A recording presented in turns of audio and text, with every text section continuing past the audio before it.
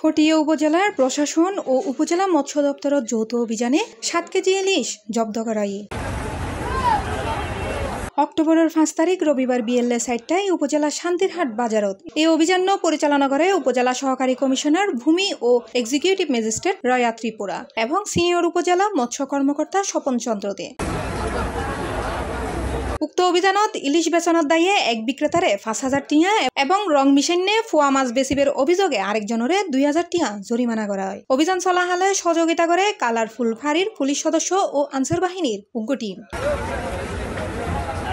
পরে জব্দকৃত 7 কেজি ইলিশ স্থানীয় মাহিরা মোহাম্মদিয়া তৈবিয়া নুরিয়া দাখিল মাদ্রাসার এতিম শিক্ষার্থীদের মধ্যে বিতরণ করা হয়। সিনিয়র উপজেলা মৎস্য কর্মকর্তা স্বপন চন্দ্র দে জানায়, অক্টোবর 4 তারিখ উত্তন অক্টোবর 25 তারিখ পর্যন্ত সময়ও ইলিশুর প্রধান প্রজনন মৌসুম। ইলিশুর উৎপাদন বৃদ্ধির লক্ষ্যে 22 দিন মা ইলিশ সংরক্ষণ অভিযান চলিব। এই সময় সারা দেশে ইলিশ মাছ আহরণ, পরিবহন, সংরক্ষণ, ক্রয় বিক্রয় ও বিনিময় সম্পূর্ণ নিষিদ্ধ এবং দণ্ডনীয় অপরাধ বলে উল্লেখ করে।